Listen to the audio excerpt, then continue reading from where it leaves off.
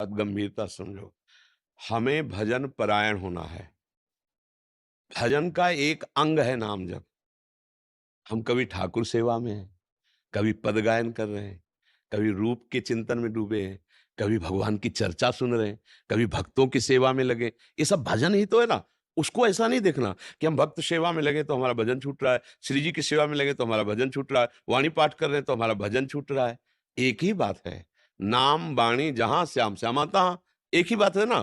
तो जैसे नामी प्रभु, ऐसे ही प्रभु के भक्तजन। एक ही बात है ना। जैसे प्रभु का ध्यान, वैसे प्रभु की सेवा, वैसे प्रभु का चिंतन, वैसे प्रभु का लीला ज्ञान, वैसे प्रभु का लीला श्रवण। सब एक ही बात है।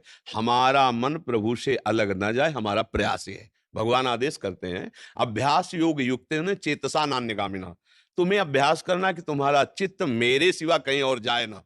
बस हमारी साधना यही है कि हम कभी गा करके, कभी रो करके, कभी जप के द्वारा, कभी प्रार्थना के द्वारा, कभी कथा सुन के, कभी कथा गा के, कभी भक्त सेवा, कभी भगवंत से हम अपने मन को अपने प्रभु में लगा रहे हैं। प्रभु में मन लगना ही भजन है। माला जपना भजन का एक अंग है, सर्वांग नहीं। कि अब माला नहीं चल रहा तो हमारा भजन नहीं हो रहा, ऐसा नहीं है। फावड़ा चलाना भी भजन है। तो भजन का जब स्वरूप समझ जाएंगे ना, तो नौकरी करना भी भजन है, व्यापार करना भी भजन है। बस भजन उसको उद्देश्य बना ले कि मेरी इस सेवा से भगवान प्रसन्न हो। जब युद्ध रूपी सेवा से भगवान प्रसन्न हो जाते हैं, तो इसी के नीचे ही सब सेवाएं, इससे बड़ी कोई सेवा नहीं। क्योंकि युद्ध में सीधे अंग छेदन है, मार काट है। और भगवान कह रहे हैं ये भी मेरा भजन है। मामुनुस्मर युद्ध च मेरे लिए जब युद्ध करेगा तो मेरा ही स्मरण रहेगा, और मेरा स्मरण रहेगा तो भजन है। आज्ञा का पालन कर। तो भाई, हम किसान हैं, हम नौकरी पेशा वाले हैं, व्यापारी हैं। अगर हम इस बात को नहीं समझेंगे तो हम फिर समझेंगे कि हमसे भजन होता ही नहीं। भजन का मतलब है, जैसे अब हम लोग हैं तो हमारा रात दिन एक ही धंधा है, प्रभु को गाना, प्रभु को रिझाना, प्रभु का सुमिरन करना। आप गृहस्थ में हैं, बच्चा, पत्नी, रिश्तेदार, नातेदार, साधु, महात्मा, अतिथि, सबको देखना है।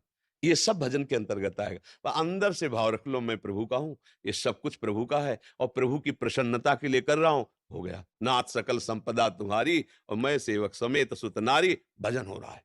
ये भजन का स्वरूप समझना पड़ेगा।